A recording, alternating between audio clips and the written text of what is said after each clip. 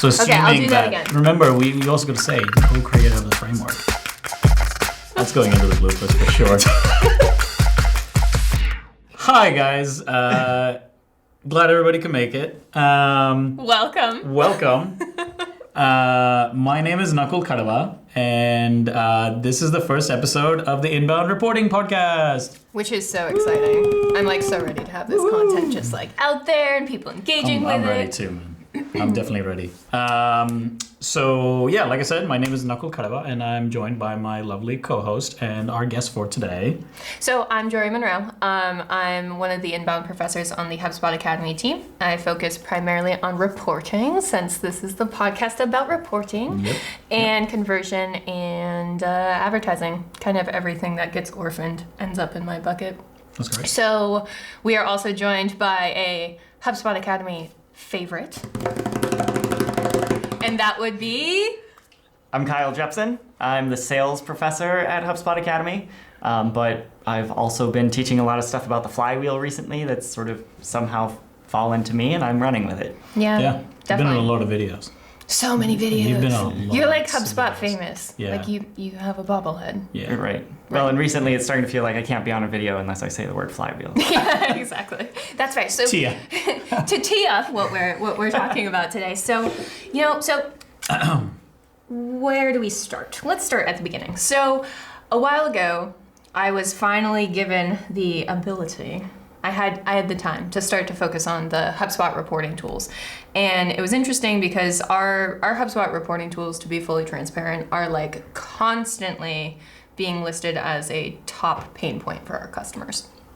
And it's constantly in like the top 10 list that are driving tickets and support, that are driving questions and services.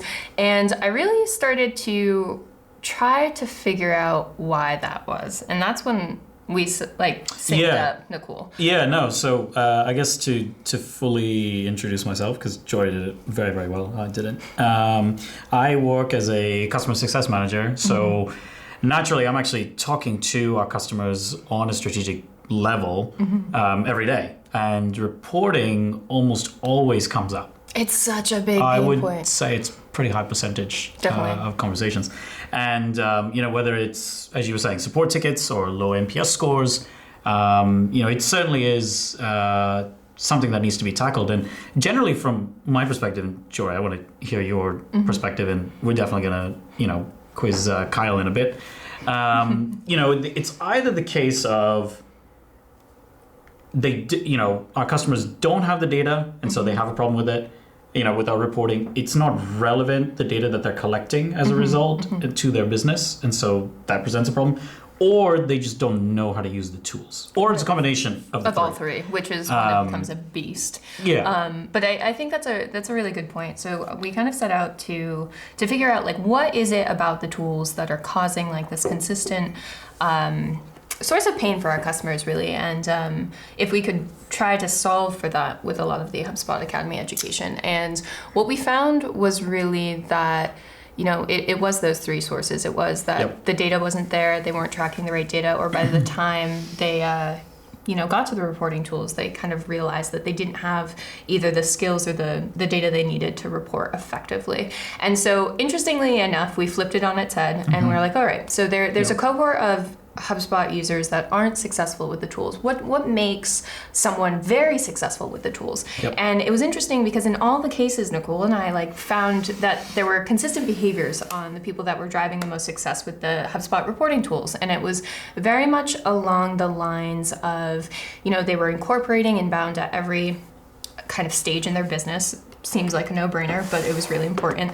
That incorporation of inbound was also really goal-driven. So they had this sense of shared goals across their company.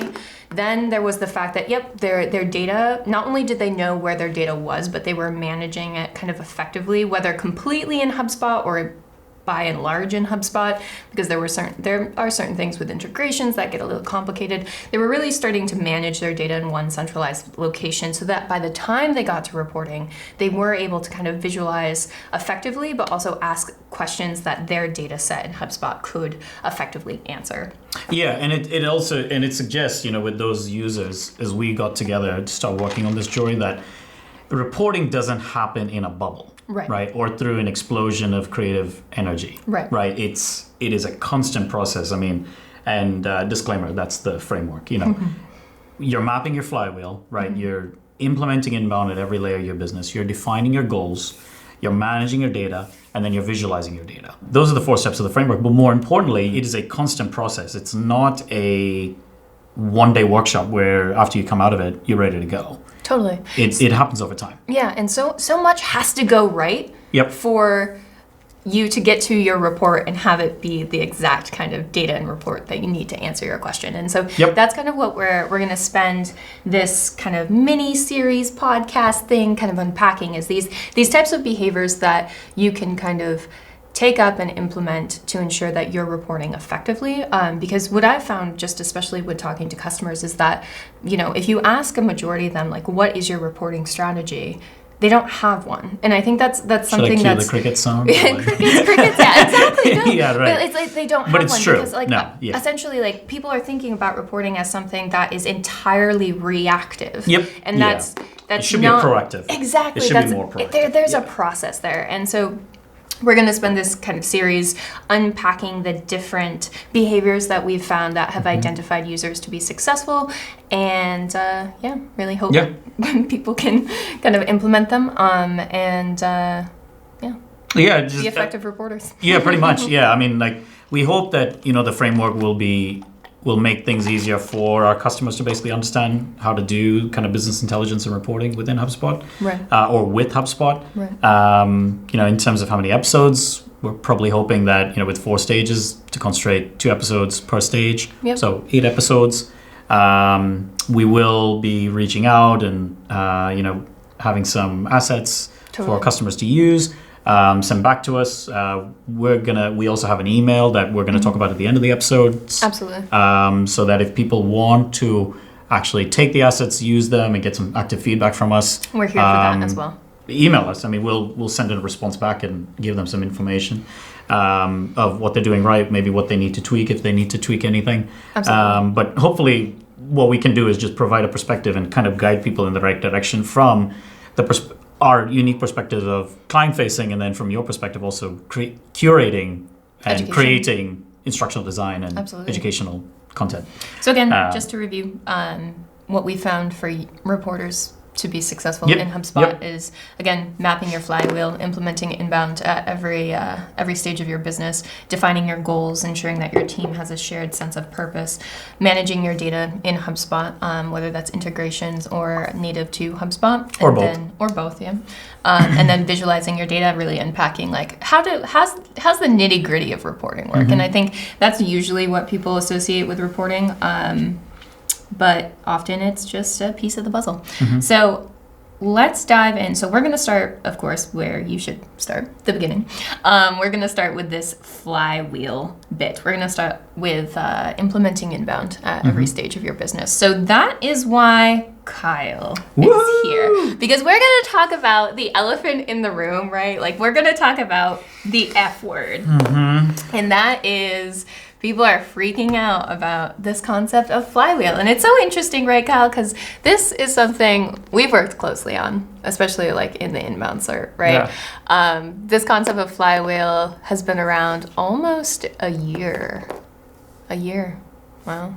Since inbound last year with the fancy Brian Halligan flywheel. So it is pretty fancy. It is okay. There's a story there. First, we're gonna. I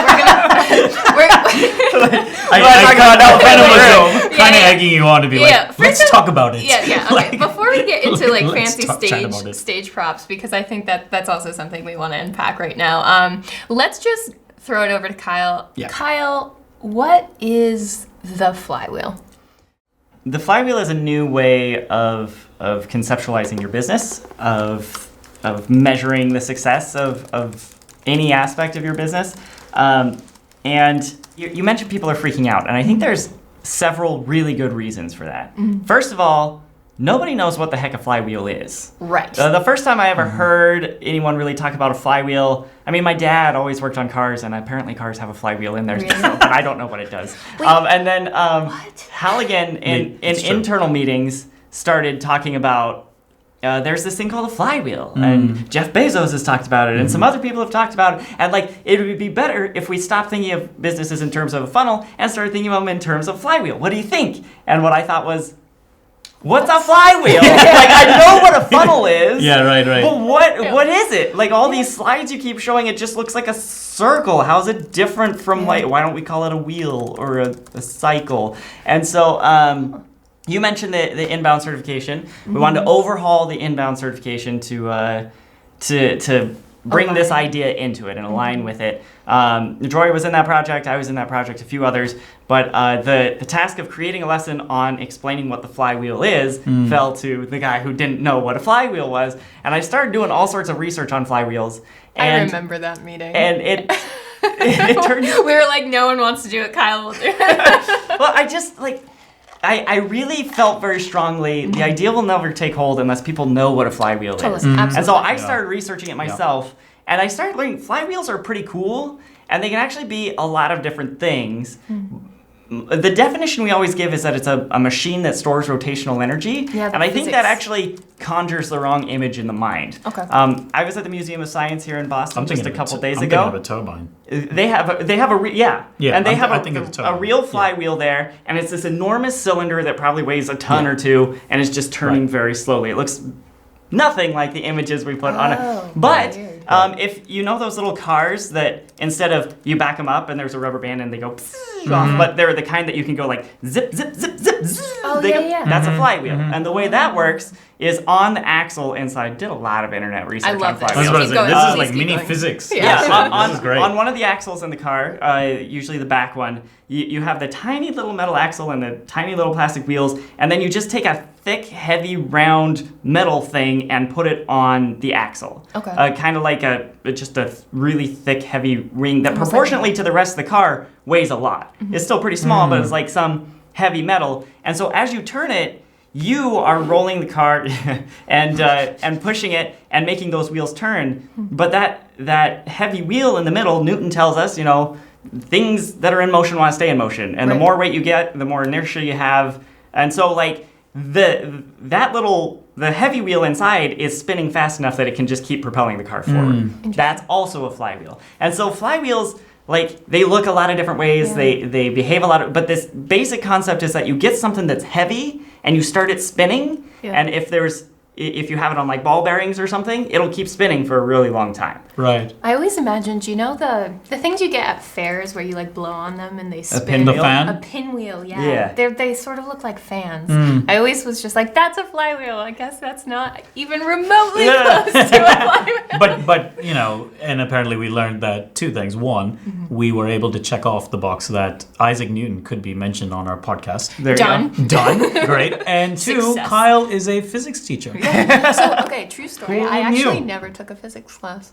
You really? So it's like, this feels like weird karmic Yeah. justice for me. Never there you taking go. I a wasn't into class. physics. I liked math, but physics I just couldn't get never into it. spoke to me. And then once I took much. calculus, I was like, nope, we're done with Yeah, this. yeah. We're done.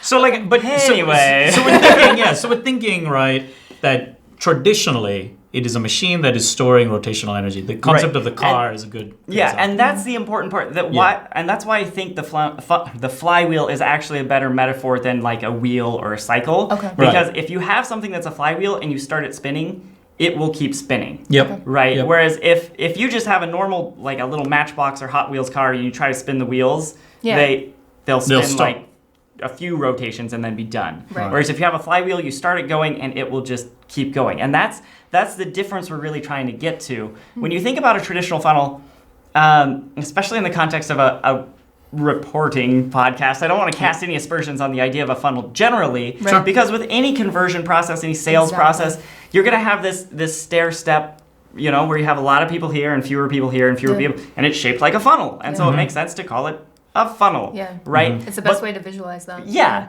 and in moving to the flywheel, we don't mean to say that's ineffective or a bad way of measuring things. We don't mean to deny the fact that that's a reality that's always going to exist. The big thing funnels miss, and if you think about a real funnel in the natural world, if you're pouring oil into your car, stick with the car analogy. yeah, exactly. Yeah. Then what you're doing is you're taking this big stream of fluid, and you're narrowing it down to a little stream so you don't spill it everywhere, right? Right. But the thing is, like, once you stop pouring, once your oil can is empty or your car is full, Capitalism or hits. whatever, the funnel just stops, right? Like you might get a Right. couple drips coming out, but there's no sense that you've built up anything that can sustain itself at all. Right. Definitely. And hopefully in your business, that's not the case, right? Like Yeah. And I think- hopefully if your entire company just went on vacation Yeah. for a month, you're Hopefully things will still keep running. for a little bit at Yeah, least, right? hopefully. Depending on the business, Yeah, yeah, like yeah. it'll vary Yeah. a lot depending on how high touch you are and things, Right. but there's still going to be something there. It's not like your business will just cease to exist. Yep. If you all Right. come back from vacation after a long weekend, you can probably pick up where you left off and not start from Yeah. scratch. Yeah. And I Whereas think- this idea of a funnel is the funnel would be empty, you would have no customers, you would have nothing, and you would have to start all over. Oof. And that's such an important point too, because something that you keep kind of bringing up is like, this is a business model. Like, Yeah. This is a high level kind of way to think about your business and its relationship with its customers versus like something that is very much more aligned with like internal processes. And this is a question I get all the time because reporting funnels are so core when thinking about data Yep. management that I think it's important that you differentiate the two from the get-go. You know, the flywheel is something that is how you're going to continue to sustain an inbound business over time versus the function of a funnel at the end of the day is looking at like conversion data Yep. and looking Yeah. at kind of like how well you're encouraging users to take particular actions, which they can work in tandem, but a funnel isn't an effective way to think about your business anymore. And for sure. And to give a concrete example of that from my own world, which is sales, every company that has a multi-stage sales process is still going to have a funnel shape. There can be step down from, but the real problem is that if you look at that funnel and you think that's the whole story, Right. you start to miss things, right? And that's why we get into this world where it's very easy for salespeople to push and push and push and push and sell things to people who don't really want them and then slam the door and be done. Right. And think that I hit my quota, so it's okay. Where in reality, that person on the other side of the door now has a product that doesn't do what they want it to do or that they didn't want in the first place, and they feel they've been used, and they take to the internet and tell their friends, like, don't do business with this company. Right. And their friends listen. And so that little sales rep who 10, 20 years ago could happily rip people off and Yeah. push people to do things they didn't want to do without any repercussions at all, now suddenly can't find anyone to do business with because the secret's out. Yeah, everyone Right? knows. Everybody knows. Um, And that's the real thing the flywheel is trying to capture. Not only that negative energy of like, hey, if your customers are speaking badly about you, they'll scare prospects away, but also the positive energy that comes in the opposite scenario, right? Someone has such a great experience with your sales team, feel like they were really aligned with them, get a product that they love that does exactly what they hoped it would. Any weaknesses were like told ahead of time, so there are no unhappy surprises. They take to the internet and tell all their friends, this is awesome, you should is try great, it. here's why. Go And buy this suddenly product. that sales rep is living on easy street, right? Yep, Because yep. instead of having to go Yeah. out and find new prospects, all these good fit prospects who are in the network of the person they sold to are coming and saying, hey, I want to try this thing. I heard Yeah. it's cool. John Dick wrote a really good blog post about this, where he was comparing. I should say, John Dick of HubSpot Marketing wrote a really good blog post about this, where he was saying he was so used to the funnel for so many years that when Brian Halligan started talking about it, he just didn't really understand it. Then thought about it and just saying, well, today's business is what Kyle is saying. It's word of mouth. It's much more conversational. It's much more natural to Yeah. follow somebody on. It's relationship building. It's relationship building where, you know, if you sell a product widget, let's just say, right? Yeah.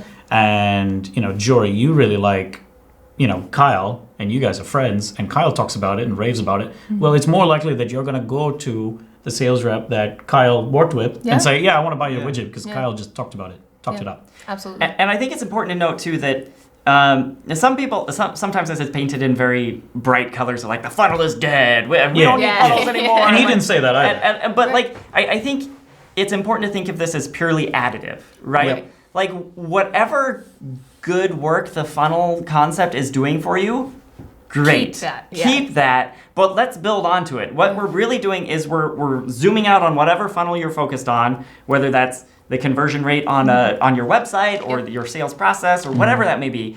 We're zooming out and giving you a larger context of, hey, look, there's a story of the people before they come in the funnel, and there's a story of the people after they come out the bottom of the Right. funnel, and the two stories are related. Right, Those right. people are affecting each other Yeah.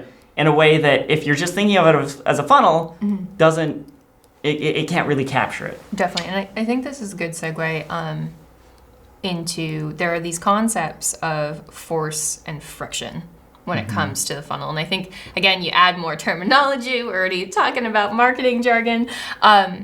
Where do the concepts of force and friction come in?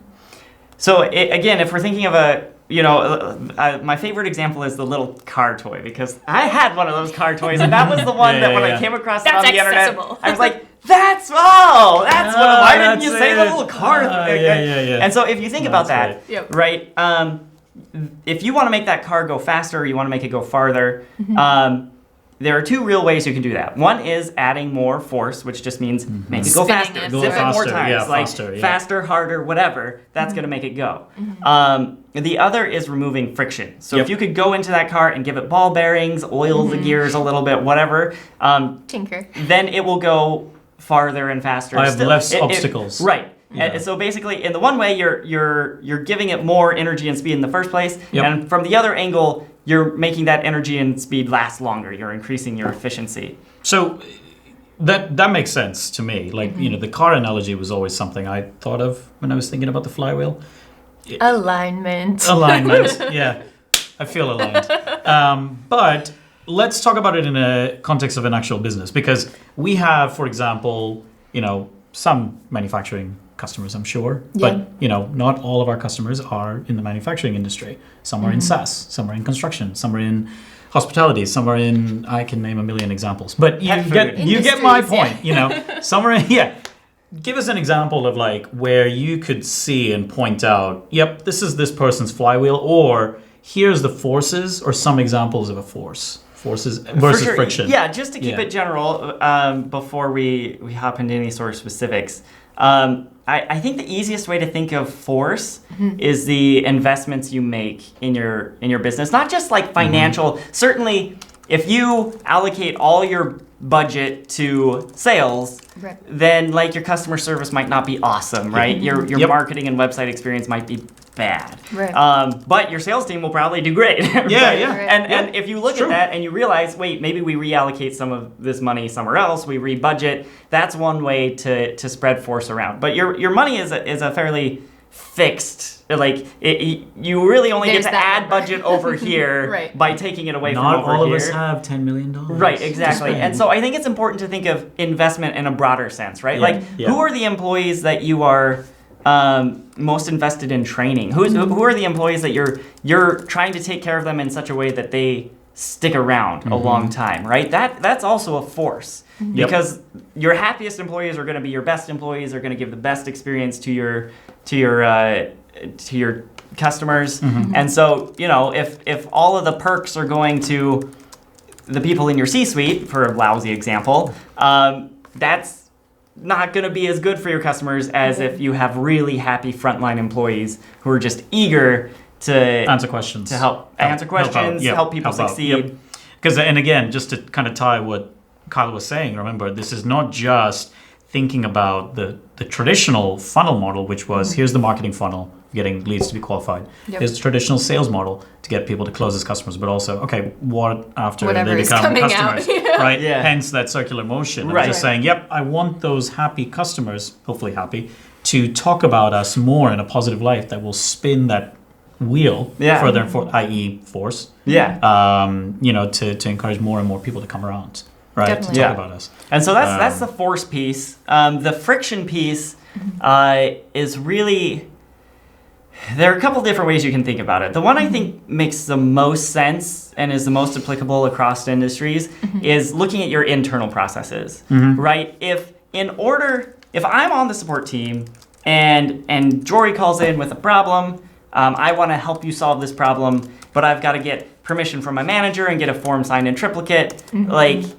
I'm just going to tell you, sorry, I can't help you, right? Mm-hmm. It's not going to be worth the energy for me. And like, that's probably a ridiculous example, but not actually really. totally ridiculous, Yeah. right? Yeah. And so like, Yeah, you right. want to make it as easy as possible for your especially your frontline, your customer facing employees to make things easy on your customers. Right. Whether that's, reducing the amount of process in the first, we don't need triplicate forms, right? Yeah, right. Or whatever, Yeah. or you can do that afterward, or giving them tools, whether that's technology or whatever it may be, to help them do their jobs better, to find the customer information they need, to make whatever changes. Just empowering those sorts of people is great. And then, I mean, don't forget your back office, right? Right. You don't want, the number of interactions your customers have directly with your accounting team are probably very few, but those can make or break your relationship with Yep. them, right? Like if they get to the accounting team and the accounting team doesn't care about them at all, and Absolutely.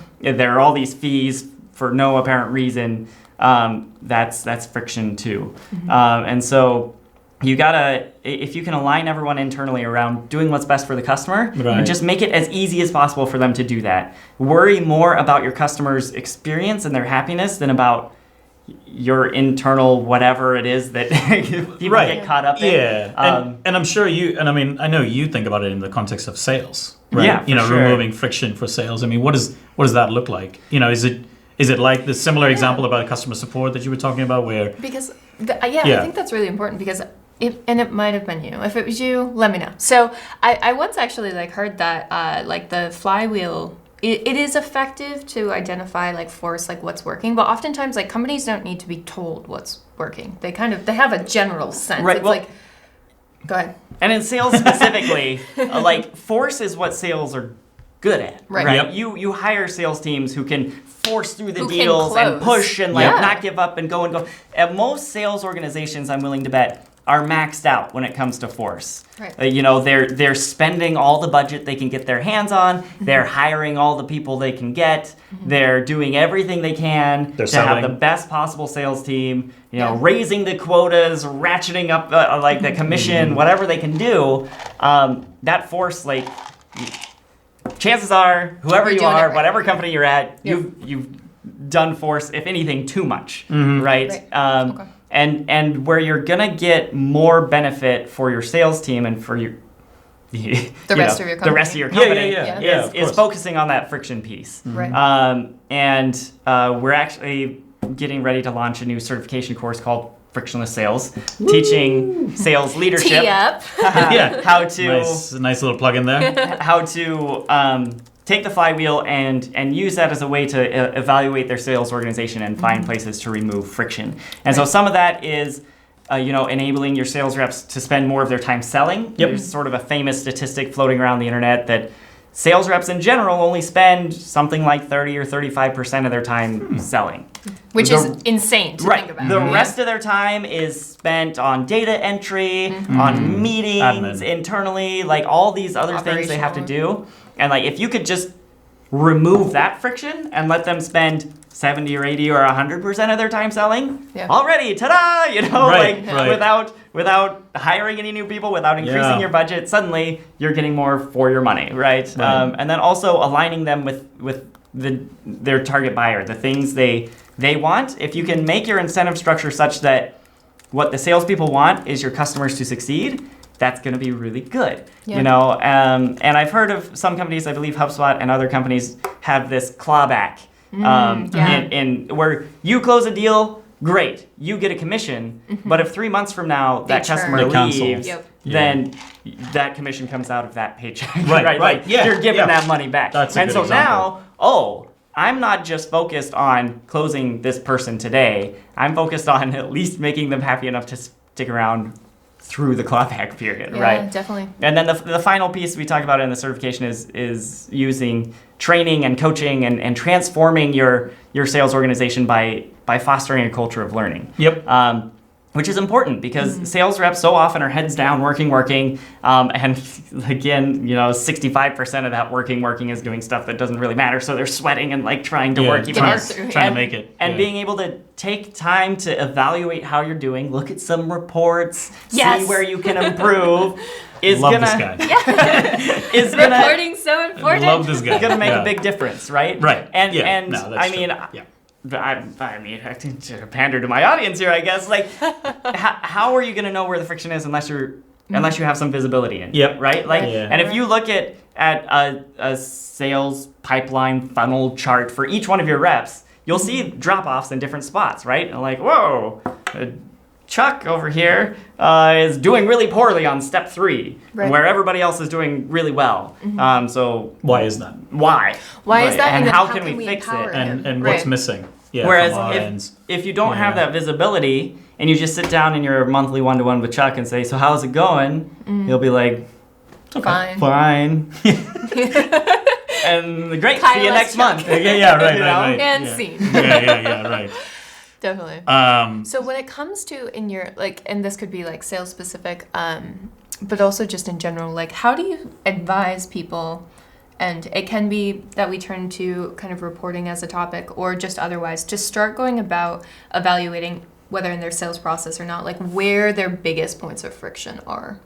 You know, there are the metrics that you should think about in terms of your business. So revenue is a big one, but also in terms of just like net new leads, traffic to your website. Yep. That's going to help you kind of evaluate the health of your business as a whole. Now, you can call them health check metrics, you can call them key metrics, you can kind of, it's going to differ company to company. HubSpot themselves calls them health check metrics, but it's really kind of Right. evaluating like how well are your teams attracting, engaging, or delighting customers. And that's going to vary depending on the handoff and what team you're working with. So in the case of marketing, for example, traffic's a big one. Also referrals, like reviews on your website. It's really going to be first establishing baselines where you are now, and then your goals, where you want to be, Yep. and then using metrics to kind of solve for what's working and what's not across your business. So I think that if you're a new business starting out, the best thing you can do is start gathering data on what's working. Just kind of establishing like where are you currently. That's a huge problem for current HubSpot customers when they come on, is having no data to kind of determine Yep. how they're doing. From there, I think it starts to become kind of apparent as you start to establish those dashboards, look at trends over time. The analytics tools. Yeah, and you know, like from just like experience working with customers, starting with the handoffs is kind of like the big win in terms of identifying especially points of friction, because chances are, especially if you're moving from a funnel model, those handoffs are going to be a problem. Yep. And I'm sure you have experience with this, having done like the sales enablement certification. But I mean, we even see it just in the sense of those clawbacks, sales to service or service to marketing. These are key areas that in a funnel-centric business model have been kind of left to the wayside for a long time, because as long as you were a marketer and you hit your tofu There you go. Yeah. Tofu mofo. Top Yeah, you were of right. the funnel. Yeah, I was Top like, of I the was like, funnel. they're acronyms. Yeah, right. I always No, hear but tofu you got the and then point. I'm like, oh, food. But as long as you hit those metrics and you kind of like hit those conversion rates, you were fine. Yep. And it was just like, Yep. whatever. Yep. And then as long as you, like the next team then hit their conversion rate, went on that. based on like industry standards, whatever that means, you were fine. And then it was kind of this ether of Right. gray area. Well, and I think it's important to realize, and I never thought of putting it quite this way before, but based on what you just said, like whatever team you're on, whatever it is you're doing, Yeah. the bottom of your funnel is the top of someone else's. Yeah. Exactly. Right? And if you're not paying attention to that fact, whoever's downstream from you, and since it's a circle, that'll be you eventually, Yeah. is really going to suffer. Definitely. And I think so those handoffs, I don't have a really good name for them. I just call them handoffs. Oh, I mean, like at least from a customer-facing perspective, I mean, it usually is. You know, that's how customers talk about it. Yeah. It's a marketing handoff. Yeah. Marketing to sales handoff. Sales to service Service handoff.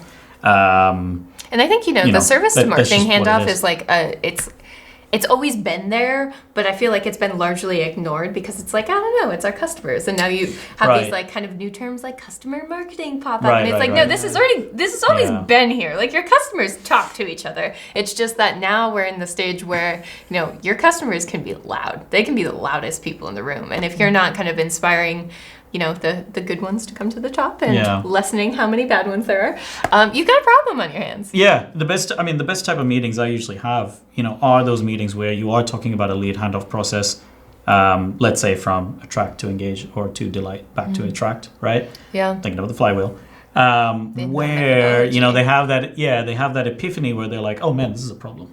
I need to remove this friction, Yeah. right? And it's to Kyle's point. It's not. I don't need to put extra investment into this. Yeah. I need to actually view the amount of investment that I've actually put into this in the existing infrastructure. Yeah. And I need to remove the friction.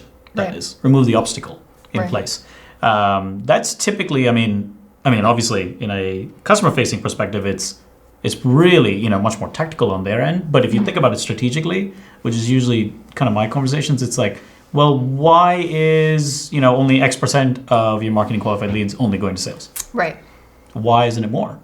Why are only X% of your opportunities closing? Right. Why isn't it more? Right? And then going back to, completing the circle, why are X% of customers not talking about you? Or why do X% of customers not like you? Right. Right? What is their pain point? To put it bluntly. Totally. But all of a sudden you've just seen all three of those handoffs, and then you've got somebody thinking, it's like, oh yeah, this is a problem. Well, and I That's think great. too, if you can zoom out a little recognize bit, it. you'll start to realize they don't have to be handoffs in the sense of like a relay race where it's like Yeah. I hand this off and then I stop running. Right. Yeah. Like you can start to Of make course. them overlap, or like where in Yep. the sales process is your customer support team introduced? Like Yeah. why should you wait until after the close and be like, here you go. Good you luck know? with this stranger. Yeah, like why not introduce them a little bit earlier? Like, hey, this is whoever. Here are the and avenues if you could go to. Yeah. It's You're a right, real strong introduction. yeah, so here's this This guy. is whoever. But no, I just mean like, But I know if what you you mean. just, Yeah, yeah. speaking to the customer, Yeah. if you decide to go with us, Yeah. you're gonna have You're gonna have a full team. yeah, ready to go. here Yeah. here to help you, or Yeah. this dedicated individual, Yeah. or whatever it is in your business. So Totally. it's not just like, thanks for money, see Right, ya. Right. Good luck. So sorry, go ahead. What were Okay, you so saying? I have a hard pivot. So if you have something related, you should say it now. Well, now or I had a forever question, hold but your peace. yeah, I was going to Okay, say I do have a question. Do a but, question. So my question is, I'm thinking in terms of goals, because I love goals. My customers will make fun of me because that's all I ever talk about with them, right? I'm just saying, great, what's your goals? What's your metrics? You were kind of just relaying on it. So talking about this flywheel is just saying, great, I've understood the things that are making my business, turn faster and faster, and I've also understood the things that are helping my business not have as many obstacles. That's a really poor way of saying forces and friction Right. in a long-winded manner. That's why we got these neat terms. Yeah, just these Amazing. wonderful guests. Oh, love it. How would you translate a flywheel or someone's business model into say, great, it looks like this is your business goal. It looks like this is an identifiable metric that we need to start measuring. Well, hopefully, as going back to this idea again of the flywheel is the zoomed out version of all of your funnels connected together. Hopefully, you can start to see where these handoffs aren't working. Right. Whereas there's usually each individual funnel you have a sense of if you're the sort of if you're like a services company and you have the dedicated person who's going out to give the service, you can see, they had this many people come over from sales, Yep. they did this many on-site visits, they, this many return appointments. But you may not see from that chart the drop-off between the number of deals that were Yeah. closed Right, Yeah. right, right. and the number of people they actually connected with, and where did those folks go? And similarly, more famously perhaps between marketing and sales, as you were saying before, why is sales not contacting all these leads Yeah. from marketing? Yeah. What's happening to those people? Right. And I think to Jory's point about starting with the handoffs, those are going to be the biggest leaks because they weren't ever part of any funnel, Yeah. right? Yeah. There was Yeah. just Yep. stuff They just splashing stopped. out in between. Yeah, absolutely. And so once you get those figured out, you might start identifying other problems upstream somewhere, right? Like, maybe if we introduced the customer support person or team earlier, this handoff would have gone much smoother. Maybe, we need some sort of review process for the leads marketing is sending to sales to make sure all the actual good ones are being qualified and we're getting fewer bad ones. Right. Yeah. I'm kind of thinking about it in my head of like, let's say there is a business goal of I want to earn X amount of revenue. Yeah. And a metric being a marketing sales handoff.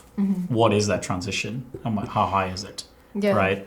How high are the retention numbers if we're thinking post point of sale onward, right? Yeah. To Well, account for and if that. you can have reporting at every step and the big overview, then you can start connecting things together. Yep. We Yep. wiggled this thing way up in the marketing process, and we wiggled this other thing way down in the services process, and we made a couple of adjustments in sales, and we can see all these things together are having this outsized influence. Yeah. Yeah. All of a sudden it's all connected. Right. Right? People are able to start talking to each Whereas if the sales team is Love running it. their own experiments and the marketing team is doing their Yeah. thing and nobody All knows in what a anyone else is silo. other. doing. Yeah. Absolutely. Then everybody's just doing random stuff. Yeah, like Yeah. sales might say, "Look, we cracked it. We had so many more." And marketing is like, "No, actually, that was me.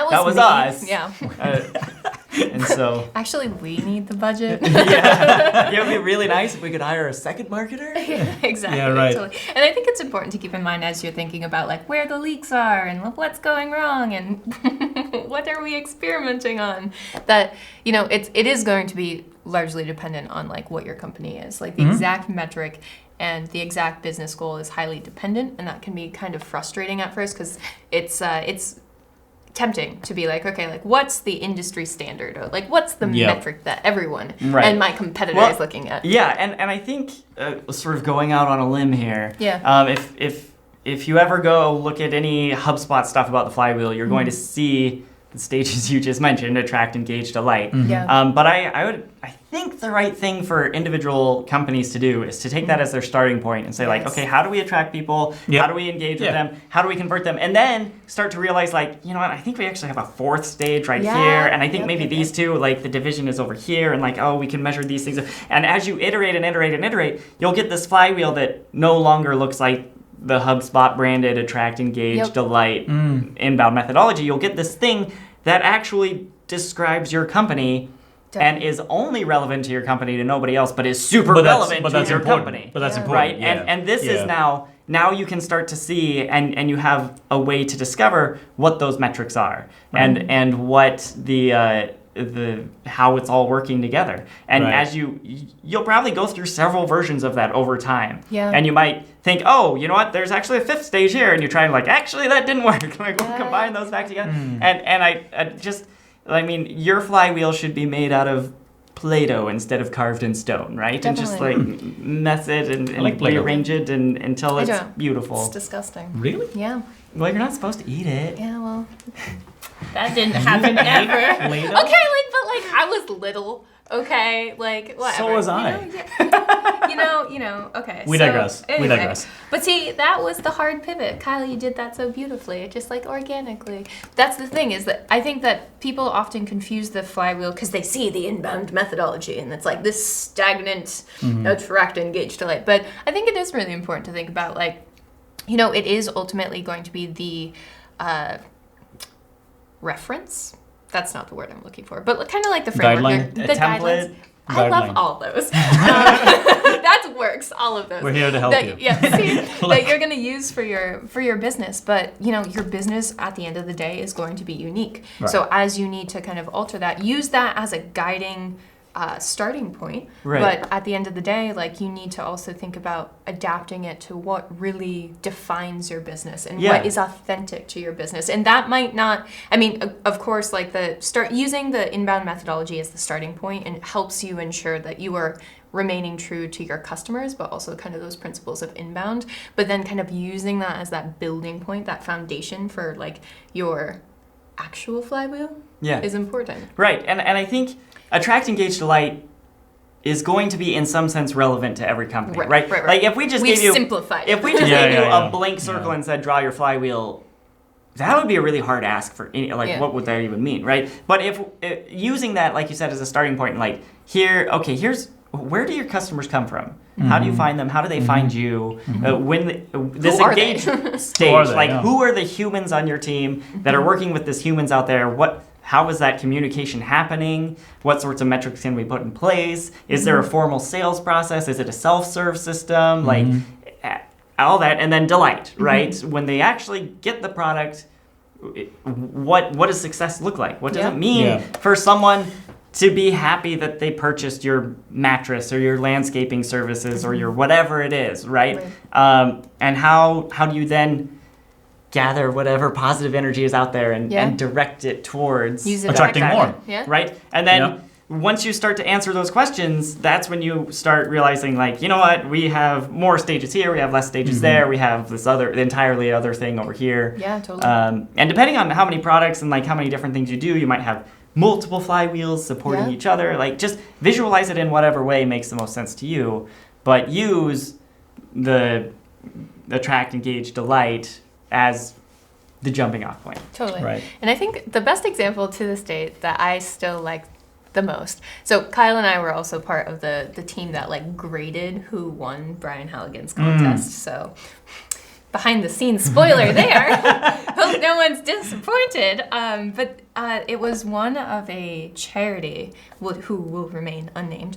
But you know, their flywheel, they had kind of adapted this concept of the flywheel to encompass like their donors and their sponsors and all these different people that are involved with like effectively running a charity. And at the end of the day, it didn't really look anything like the initial kind of attract, engage, delight, because there are these moving pieces and it's like and independent from each other. Right, exactly. Because I think it was like, I might be misremembering, but there were like two core components that were kind of working off of each other. And I think it is kind of, it goes back to, you know, it is that springboard for you because even across industries, it's not going to look the same. Well, in the charity example, if I remember, they had one flywheel for like, here are the people who are giving us money, and here are the people we're helping, right? Right, exactly. And so, like, that's two very different motions, right? You're not going to be asking for money from the same people you're helping, otherwise you wouldn't be a charity, right? You would now just be a business. And I think for a lot of places, they might have, you know, a product arm and a services arm, and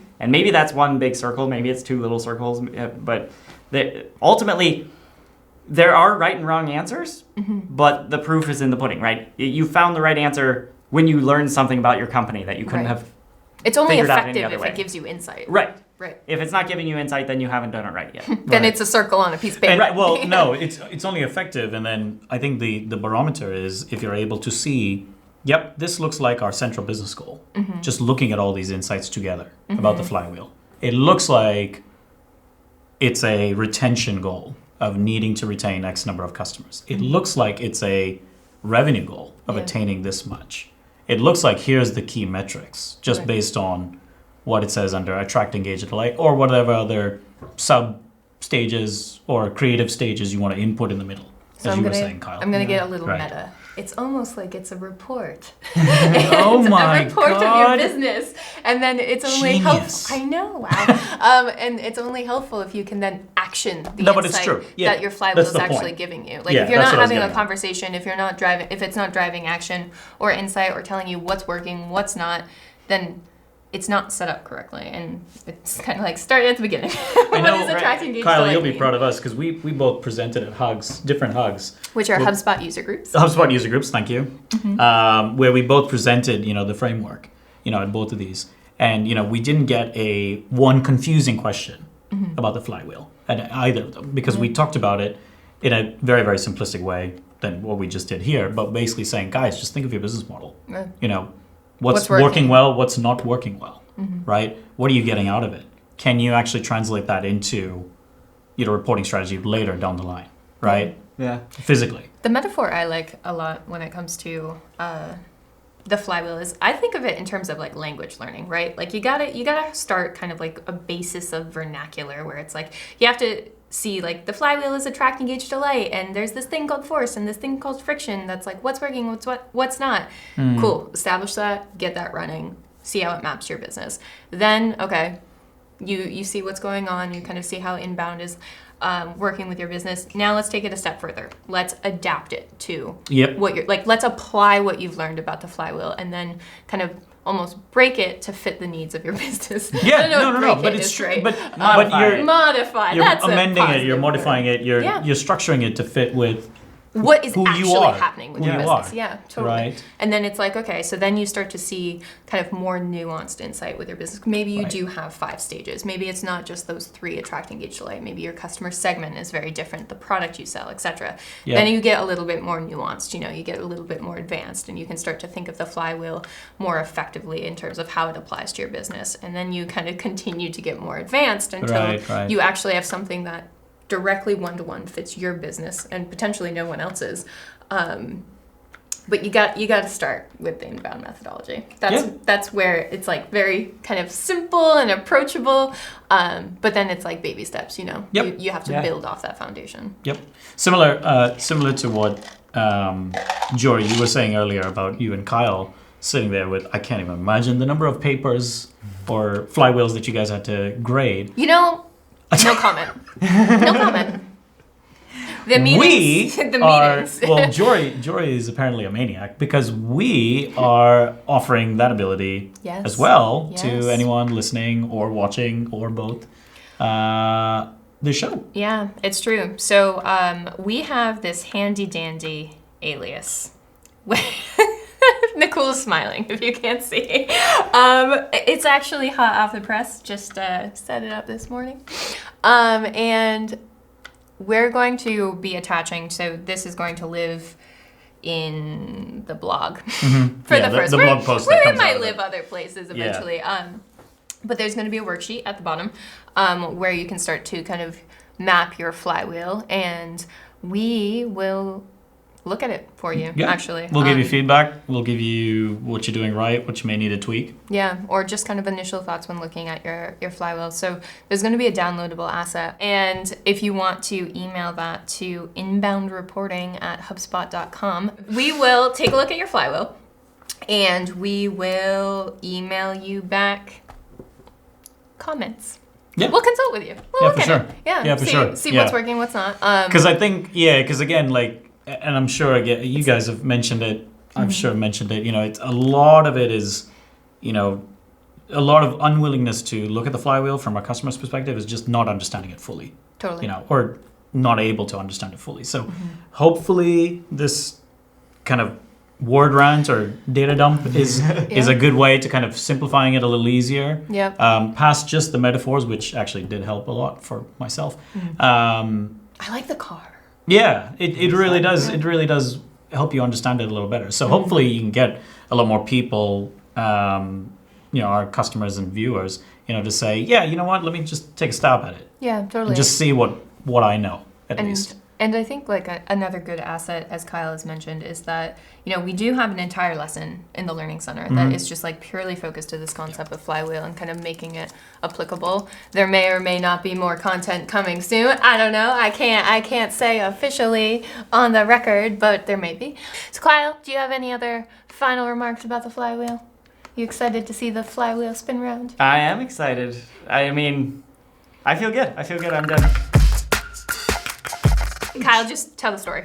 Okay, so I was tasked with making a lesson about what a flywheel is. And as I'm researching it, I'm getting a sense of what a flywheel is, but what I really want is a prop that I can use on camera to say, this is it. is a flywheel. Yeah. And I looked and could not find anything on Amazon that would do the job. I couldn't find anything anywhere that would do the job. Amazing. And I was talking to one of the folks on our video team for HubSpot Academy, and he said, what you need is like a game wheel. You can just spin. Wheel of Fortune. Yeah. Yep. And in my mind, I was like, I have this vague remembering that HubSpot Academy had a game wheel at Inbound that we got in trouble for one year because it made so much noise. Did. Yeah, it was loud. And I wonder if that's still around somewhere. So I talked to Chris LaDolce, who's one of the founding members of Academy. The flywheel, this is HubSpot Academy lore. This is before I was on the team. Yeah, me too. And I asked him, true story? Is that still around? He's like, oh yeah, it's in the basement.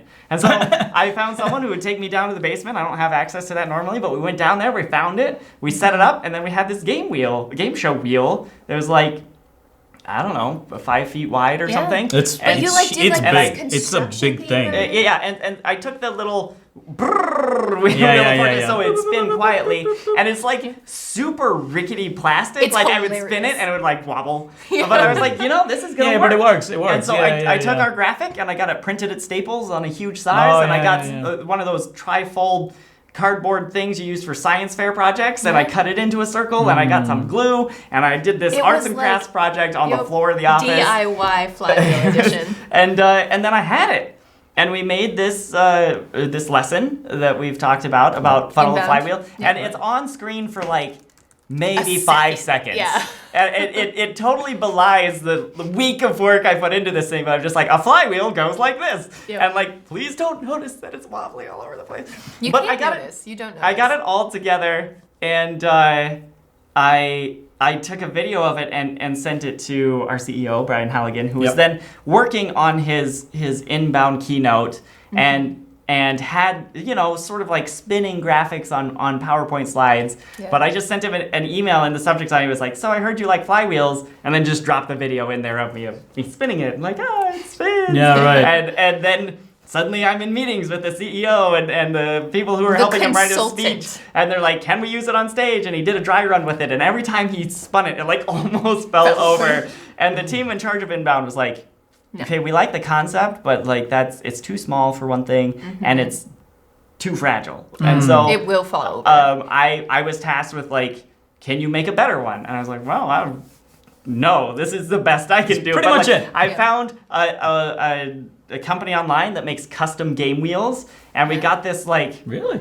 6 or 7 foot steel It's like wheel I mean, on yeah, tall that- wheels. oh, Yeah. It Yeah. weighed like See 150 that. pounds, Yeah. and that's what Halligan had on Yeah, stage, yeah, yeah. and he was spinning it, Yeah. and like people afterwards were taking selfies with it. They Oh, loved I it, know. Yeah. and it's Yeah. now been chopped off its stand and mounted on the main lobby of the HubSpot That's right. offices. Yeah. So if you come in, you'll see that It's, like, on flywheel the up wall. on the wall. That's right. Right in mounted the like a front trophy. area. Yeah. Near the front And desk, and it's yeah. funny to me, whoever mounted it decided it needed the brrrr, so they Yeah. they added a really noise, and like if you spin it, the It's sound so loud. ricochets Right, through the right, whole right. lobby area. It's very loud, but it's fun. It's a great photo op if you're ever in Cambridge.